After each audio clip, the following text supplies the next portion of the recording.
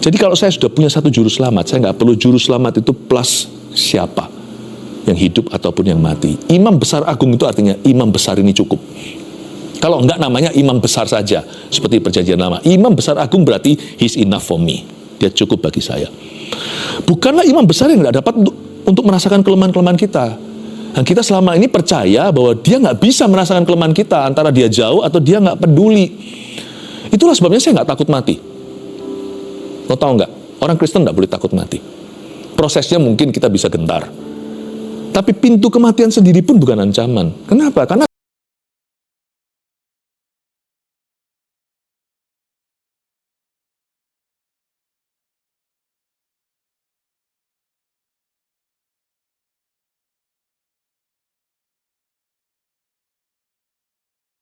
tidak ada yang seperti Yesus.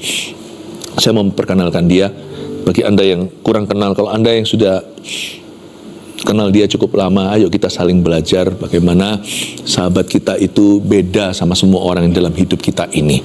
Yesus sahabatku, ini topik kesayanganku. Saya mau bicara tentang Yesus kepada Anda, orang yang paling kucinta di bumi dan nanti di sorga. Ibrani pasal yang keempat, ayat yang ke-14 sampai 16. What a friend we have in Jesus, ya. Luar biasa. Yesus itu sahabat. Saya bacakan dulu ayat 14, Yesus sebagai imam besar. Karena kita sekarang mempunyai imam besar agung yang telah melintasi semua langit, yaitu Yesus anak Allah. Baiklah kita teguh berpegang pada pengakuan iman kita. Sebab imam besar yang kita punya bukanlah imam besar yang tidak dapat turut merasakan kelemahan-kelemahan kita. Sebaliknya sama dengan kita, ia telah dicobai, hanya tidak berbuat dosa. Sebab itu marilah kita dengan penuh keberanian menghampiri tahta kasih karunia, supaya kita menerima rahmat dan menemukan kasih karunia untuk mendapat pertolongan kita pada waktunya. Saya jelaskan ayat per ayat dan menunjukkan kepada Anda, Yesus itu sahabat yang berbeda. Dan kita akan mempelajari dari sisi hati.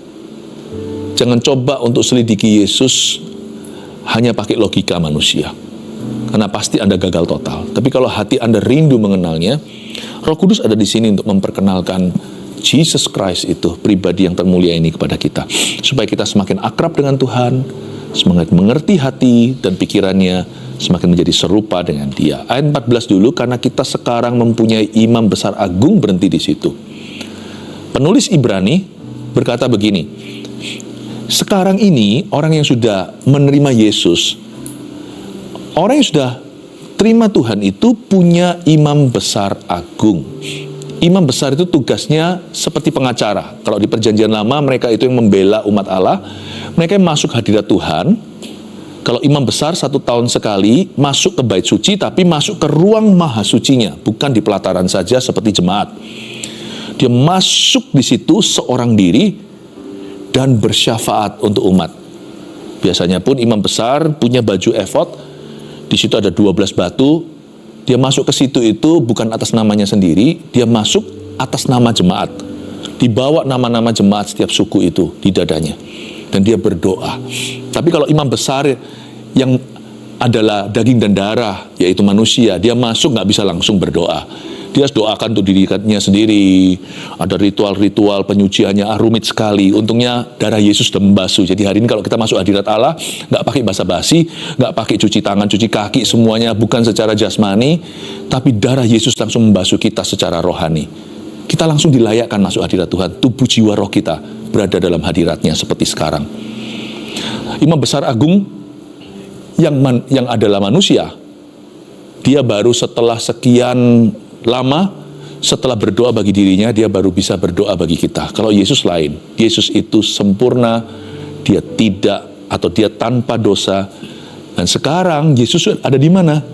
Yesus sudah ada di sorga, di sebelah kanan Allah Bapa, sejak kenaikan Tuhan Yesus 2000 tahun lalu disaksikan oleh murid-muridnya.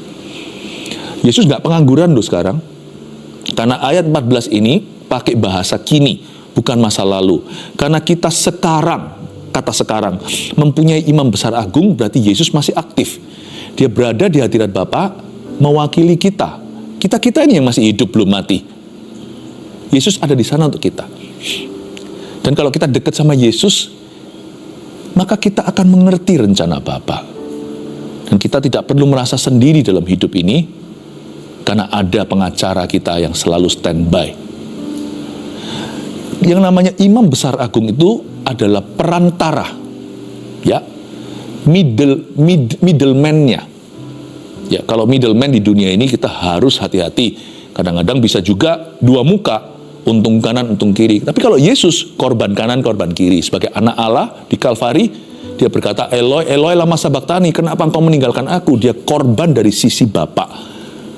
Betul-betul hari itu yang namanya Allah Tritunggal tidak pernah pisah, ketiganya yang esa. Hari itu Allah Putra berseru kepada Bapanya, Allah Bapa, kenapa engkau meninggalkan aku? Yesus merasa ditinggalkan. Bukan karena dosanya, Yesus tanpa dosa, tapi karena dosa kita. Hari itu Bapa melihat yang digantung di kayu salib itu bukan Yesus, tapi kita. Tapi Yesus yang jalani eksekusinya. Luar biasa nggak? Sampai Bapa menoleh, karena Bapa tidak bisa menerima dosa. Seolah-olah Yesus saat di Golgota itu merasa dipecat, padahal dialah Alfa dan Omega dari dulu, sekarang, selama-lamanya. Allah Tritunggal itu kekal, tapi hari itu seperti merasa tiba-tiba dia disingkirkan. Korban. Tapi dari sisi kita, dia juga korban. Dia juga korban. Apa jadi keperluan kepentingan kita? Masa pernah Yesus buka mulut untuk dirinya? Nggak pernah. Kalaupun pernah dia sekali buka mulut untuk dirinya, itu di Getsemani, sahabat kita itu. Waktu dia berpeluh darah itu bukan hanya berdoa untuk orang yang hidup saat itu, tapi berdoa untuk kita yang hidup yang nanti di masa yang akan datang. Dia menebus dosa itu dari zaman Adam dan Hawa sampai kiamat nanti, sampai selesai bumi ini. Waktu dia berpeluh darah, dia berseru. Kali itu dia berseru untuk dirinya. Dia berkata, kalau bisa cawan ini lalu. Tapi ujungnya pun selalu untuk Anda dan saya. Tapi biarkan kehendak-Mu yang jadi. Kita tahu, di Getsemani, kehendak Allah itu apa? Yaitu penebusan kita, penebusan manusia. Jadi Yesus mengalah dan berkata, udahlah, biarkan demi mereka. Jangankan berpeluh darah, aku siap dipaku di kayu salib itu. Kalau middleman ini, Anda boleh aman deh. Dia korban kanan kiri. Makanya Yesus itu pada waktu bangkit, waktu ketemu sama Maria Magdalena dan beberapa wanita-wanita yang menjenguknya di kuburan, tanpa mereka sangka Yesus sudah bangkit seperti yang Yesus sendiri pernah katakan.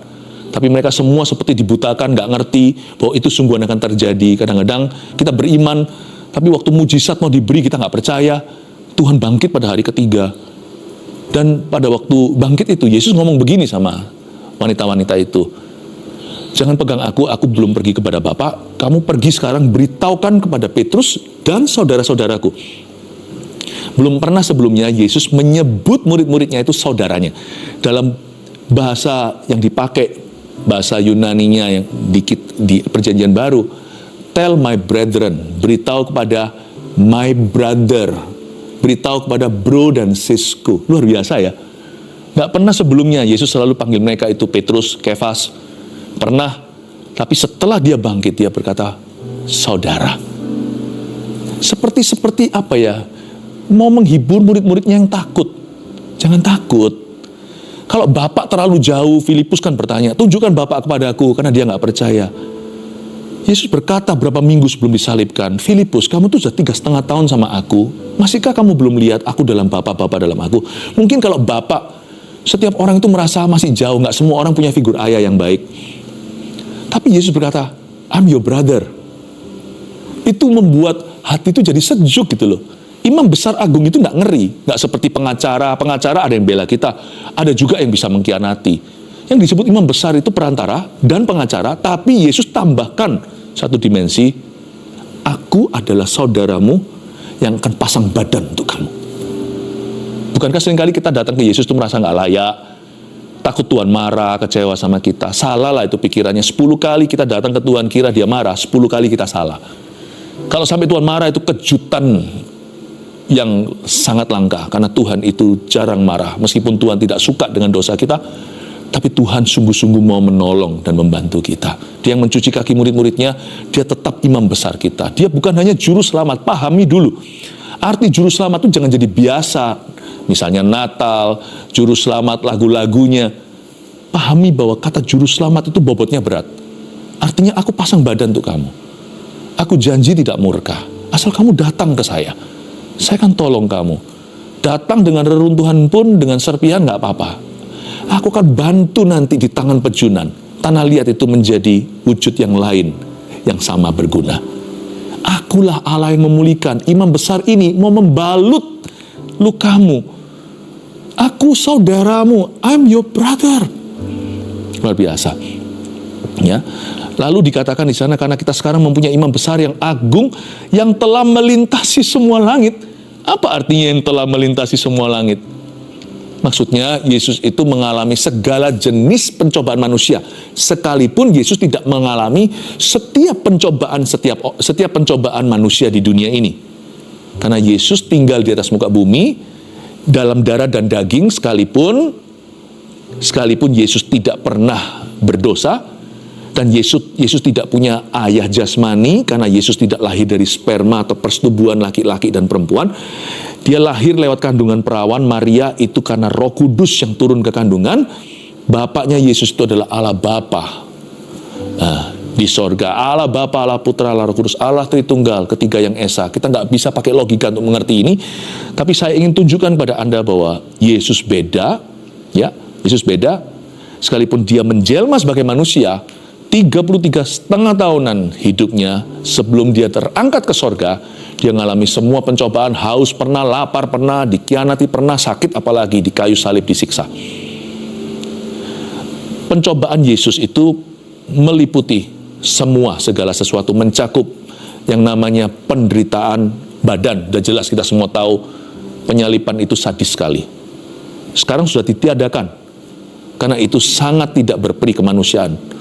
Lalu termasuk juga penderitaan emosi. Wah, Yudas mengkhianati, gimana itu? Orang yang begitu dekat dengan dia. Petrus menyangkali, segala macam cercaan, hinaan, Yesus makan semua. Penderitaan rohani. Bayangkan, Eloi, Eloi lama sabachthani, seperti tiba-tiba terputus. Ya seperti kita lah, kayak kita yang mati rohani. Tapi Yesus tidak mengalami kematian rohani itu. Yesus merasakan murka Allah bagi Anda dan saya. Meskipun tidak setiap pencobaan kita itu sama dengan pencobaan Yesus. Setiap penderitaan kita itu sama dengan penderitaan Yesus. Apa itu jarum kemoterapi dibanding dengan paku yang masuk tembus ke pergelangan tangan dan kakinya, dan ke lumbungnya juga menyebabkan segala macam infeksi bakteri. Apa itu artinya dibandingkan dengan Tuhan? Dia melintasi semua langit, berarti tidak ada pencobaan, penderitaan, pergumulan, dan masalah hidup Anda dan saya yang di luar jangkauannya, yang Yesus nggak bisa mengerti dan tidak bisa memahami, dan Yesus tidak punya solusi. Dia melintasi semua langit itu. Yesus itu sahabatnya kita dalam segala perkara, dalam suka, duka, sakit, sehat, kaya, miskin. Yesus ngerti semua. Yesus tahu apa itu kemuliaan. Wong Yesus sebelum palungan itu dalam kemuliaan. Bukankah dia Allah, anak Allah yang kekal, Alfa dan Omega. Sebelum Musa ada, dia sudah ada. Dari dahulu, sekarang, sampai selama-lamanya. Who was and is to come. Itulah gelarnya Yesus. Yang ada, yang pernah ada, yang sudah ada, dan yang akan ada. Yesus itu melintasi semua langit. Dalam kemuliaan dia ngerti. Dalam palungan ditidurkan di makanan hewan, tempat kotoran, dia tahu apa itu kemiskinan. Apa sih kira-kira yang misteri buat Tuhan kita? Buat sahabat kita, apakah yang baru? Nothing new. Jadi what a friend we have in Jesus. Kita itu punya sahabat, kita bisa bawa apa saja ke dia. Gak ada satupun yang akan mengejutkan dia, dan Yesus berkata, wow, yang ini aku belum mengerti. Ini aku belum alami. Gak ada. Dia sudah mengalami semua. Kabar baiknya, Anda tidak perlu lari dari Tuhan. Buat apa bunuh diri? Selama masih ada Yesus, pintu Anda terbuka lebar. Datanglah dengan segala kegagalan Anda, keluh kesah Anda. Datanglah dengan segala kebingungan dan keraguan. Anda bisa bimbang pun, Tuhan tidak akan hakimimu. Buktinya Thomas pun dijangkau oleh Yesus, dan Thomas dibantu. Cuman Yudas saja yang bunuh diri gitu, gantung diri, nggak beri Yesus kesempatan. Jangan sampai engkau dan aku tidak memberinya kesempatan. Sebab Tuhan tidak perlu kita beri kesempatan. Kalau kita memberi Tuhan kesempatan, kita itu memberi diri sendiri kesempatan. Tanda kutip hari ini, berilah Tuhan kesempatan untuk mengubahkan hidupmu. Dia melintasi semua langit, yaitu Yesus anak Allah. Baiklah kita teguh berpegang pada pengakuan iman kita. Jangan goyang. Sebab imam besar yang kita punya, coba lihat ayat 15, bukanlah imam besar yang tidak dapat turut merasakan kelemahan-kelemahan kita. Sebaliknya sama dengan kita, ia telah dicobai, hanya tidak berbuat dosa. Ayat 15 pakai kalimat negatif. Ini ada maknanya. Sebab imam besar yang kita punya, ya Yesus lah ya. Bukanlah imam besar yang tidak dapat turut merasakan kelemahan-kelemahan kita. Strategi setan yang paling wahid adalah, baik di hidup ini maupun dalam mati, dalam kematian seseorang, adalah membuat orang merasa Yesus itu nggak cukup bagi mereka. Jadi, orang yang hidup mau berdoa perlu Yesus plus-plus. Karena rasa satu, Yesus jauh. Jadi kita perlu anak tangga yang lain. Lo boleh bantuan hamba-hamba Tuhan dan saudara seiman. Tetapi Anda juga perlu datang ke Tuhan secara pribadi. Karena Tuhan Yesus menunggu itu. Karena dia bersahabat denganmu dan dia ingin menjalin persahabatan. Kita bisa saling menajamkan besi, manusia menajamkan manusia, saling mendorong dalam iman. Tetapi setiap kita harus menerimanya secara pribadi, mengenalnya secara pribadi. Karena Tuhan ingin beracara secara pribadi dengan kita. Salah satu hal yang membuat kita nggak mau cari Tuhan secara pribadi adalah karena kita merasa kita nggak mumpuni. Kita nggak cukup ke sana, atau Yesus cukup jauh lah. Teleponnya itu interlokal, jikalau bukan internasional. Imanku itu seberapa? Kalau Anda kira imanmu harus sempurna baru Yesus dengar, matilah kita semua termasuk saya. Bukankah Tuhan ini sahabat orang berdosa? Bukankah Yesus seringkali dikutuki oleh orang-orang di zamannya? Kenapa dia itu mau bergaul dengan itu dan ini? Bukan menjadi sepadan dengan mereka atau ikut-ikut sama perbuatan pelanggaran-pelanggaran atau perbuatan dosa mereka, bukan. Tapi Yesus itu cari orang berdosa. Yang butuh tabib atau dokter itu orang sehat atau orang sakit. Justru kalau Anda merasa Anda sakit secara rohani, hidup Anda itu pesakitan, hidup kita, datanglah kepada Tuhan. Malah Tuhan cari itu domba yang tersesat, tinggalkan 99. Malah Tuhan tinggalkan sebagian besar kawanan untuk mencari Anda seorang. Setan kan selalu bubuhi begini, dia bumbui, Yesus sudah gak mau kamu gak layak, kamu gak layak. Memang kan dia pendakwa, itu memang profesinya. Ya jangan didengarkan. Kalau Anda nurut sama setan, percaya, gak akan ada mujizat. Bukan karena Yesus tidak mau berbuat mujizat itu, tapi karena Anda tidak memberi dia kesempatan untuk menjamahmu. Dia bukanlah imam besar yang tidak dapat turut merasakan kelemahan-kelemahan kita. Selain itu apalagi? Selain Yesus jauh, mungkin Yesus itu gak peduli. Dia deket sih, tapi dia gak peduli. Jadi saya butuh seorang tokoh Alkitab yang sudah mati, atau tokoh gereja yang sudah meninggal dunia, atau bahkan hamba-hamba Tuhan yang masih hidup, untuk membuat dia lebih masyigu atau lebih terbeban untuk aku, atau lebih tergerak. Pahami dulu bahwa orang itu hanyalah tambahan, tapi tidak bisa nambahi Tuhan. Jadi kalau kita pelajari di ayat 15, tipu muslihat setan adalah membuat kita merasa kalau sama Yesus saja rasanya nggak mempan. Kayak Yesus tuh kaku, kayak seperti gimana gitu. Misalnya kalau ada satu tokoh Alkitab, ceritalah siapa gitu. Misalnya kalau saya berdoa sama dia dulu, baru ke Yesus, mungkin dia bisa persuade Tuhan, bisa membujuk Yesus untuk dengar doa saya. Gini ya, kalau sahabat kita ini tak terasa cukup, kalau imam besar yang agung itu berarti hanya butuh dia saja, Yesus cukup bagiku. Kalau sampai kita merasa Yesus nggak cukup, berarti Yesus sama sekali nggak usah. Karena Yesus yang saya kenal adalah Yesus yang mumpuni, Yesus yang memadai, Yesus yang cukup. Dari semua tokoh Alkitab Anda bisa sebut, dari Musa Musa berdoa di perjanjian lama, Allah mendengarnya. Samuel berdoa untuk Saul, untuk bangsanya. Guntur datang. Entah Maria yang berdoa, aku adalah hambamu, biarkan kehendakmu jadi. Siapapun kau bisa pilih. Rasul-rasul, silahkan, Petrus bahkan. Gak ada satupun di antara mereka dari Kejadian sampai Wahyu ini gak ada satupun kebaikan mereka dan kelembutan hati mereka, kesalehan mereka dan kasih mereka yang bisa mendekati Yesus. Gak ada satupun. Dibanding Yesus mereka pucat semua. Jadi kalau saya sudah punya satu juru selamat, saya gak perlu juru selamat itu plus siapa, yang hidup ataupun yang mati. Imam besar agung itu artinya imam besar ini cukup. Kalau enggak namanya imam besar saja, seperti perjanjian lama. Imam besar agung berarti he's enough for me. Dia cukup bagi saya.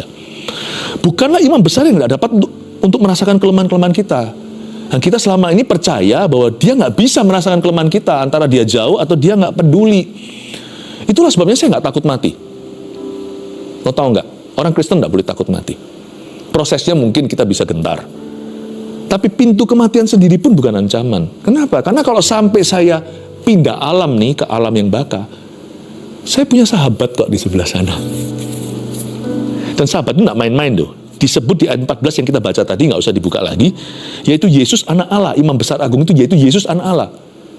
Misalnya kalau saya dalam bahaya sebuah negara, lalu habis itu saya pindah ke sebuah negara yang lainnya, lalu dapat suaka, artinya mendapat perlindungan. Tapi yang jadi jaminan di situ bukan visa-visaan. Langsung pangeran, misalnya saya pindah ke sebuah negara yang merupakan kerajaan, tapi yang di sana adalah pangeran mahkota, pangeran mahkotanya, ya, crown prince-nya sendiri itu loves me, mengasihi saya dan pasang badan, malahan sudah pernah kasih satu ginjalnya ke saya waktu saya gagal ginjal misalnya. Yesus nggak kasih satu ginjal loh, dia kasih seluruh nyawa. Sudah nggak perlu ragu lagi, dia pernah mati untuk aku. Yang ini dia pernah operasi untuk saya. Ginjal pun kasih. Mungkin dia sekarang jadi buta. Karena Crown Prince itu kasihkan bola matanya. Sehingga saya bisa melihat. Kalau gitu kan sudah jaminan. Jikalau saya diburu di satu negara, saya pindah ke negara lain. Kalau jaminannya adalah sang pangeran, saya aman. Siapa berani jamah saya on the other side, di sebelah situ. Apalagi kalau nanti saya ke sorga, yang cinta saya, yang mengasihi Anda, itu yang punya sorga.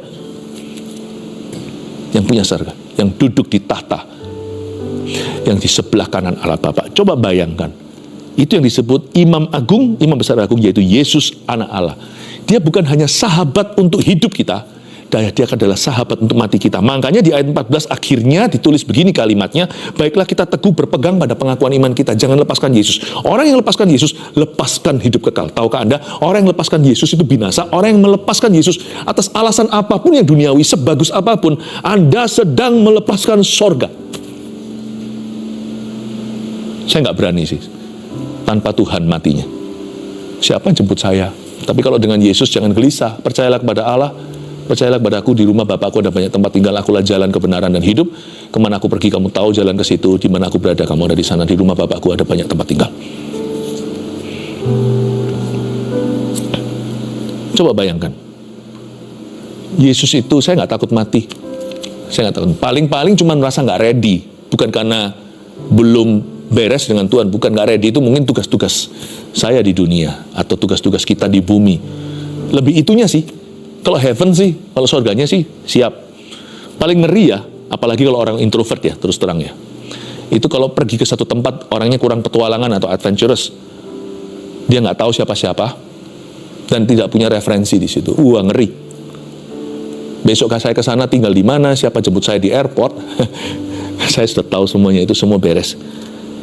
Dia bukan hanya sahabat saya di dunia, dia sahabat saya di surga. Nanti kalau mati, hanya Yesus yang saya bawa. Dan hanya Yesus yang Anda bawa. Belum terima Yesus hari ini. Jangan main-main dengan keselamatan. Tidak semua orang yang mengaku dirinya Kristen masuk ke dalam surganya yang baka. Karena bukan semua orang yang teriak-teriak, yang berseru-seru Tuhan, yang masuk dalam kerajaannya, tapi mereka yang melakukan kehendak Allah. Dan kehendak Allah yang nomor satu untuk kita lakukan bukan melakukan sesuatu, yaitu percaya dulu. Believe that He is your salvation. Percaya bahwa Yesuslah keselamatan kita. Haleluya. Kita lihat sekarang ayat yang ke-16.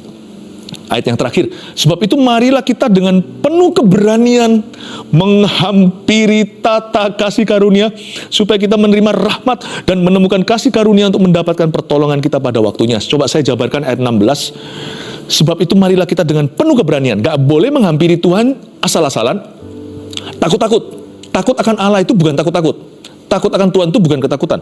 Marilah kita dengan penuh keberanian itu pede. Pede kita bukan atas dasar kesalehan kita sendiri. Kalau gitu gak ada orang percaya diri. Kalau Tuhan mau hitung dosa, siapa yang tahan? Gak akan ada orang yang tahan berdiri di hadapannya. Tapi pede kita itu karena darahnya. Setiap kali kita sebut nama Yesus waktu kita berdoa, darah itu berlaku. Jadi jangan pernah merasa doaku kurang bagus, kurang layak. Mendekat saja. Peduli amat kalau Anda didakwa. Kalau orang dekat Tuhan itu pasti berubah. Nggak bisa. Meskipun Tuhan itu bisa bersimpatik atas kelemahan kita, tapi Tuhan pasti akan bereskan dosa kita. Nggak ada orang yang dekat sama Tuhan itu, lalu tetap bisa hidup dalam dosanya. Pasti Tuhan buat dia bertobat. Yang penting jangan sampai kita itu kalah di depan. Kalau maju sama Tuhan itu larilah ke tahtanya. Tahtanya itu empuk. Tahta Tuhan itu agak beda. Disebut di sini kalau kita dengan penuh keberanian hampiri tahta apa? Tahta kasih karunia. Tahta Tuhan itu bukan terbuat dari emas perak seperti yang di bayangan kita di sorga. Di sorga ada tahta beneran, tapi secara figuratif tahta di sini itu bukan tahta yang kaku. Kalau kita pikiran tahtanya kerajaan itu seperti apa? Kan ada tempat menaruh lengannya begini, sender pundak, dia duduk dengan kaku, lalu penghakiman, lalu semua orang ketakutan. Tahta Tuhan agak beda ya. Hari ini saya tadi ada kontak dengan anak saya Jeremy yang masih sekolah teologi di luar negeri. Dia sharing sama papanya tentang hasil renungan firman-Nya hari ini waktu dia saat teduh pribadi.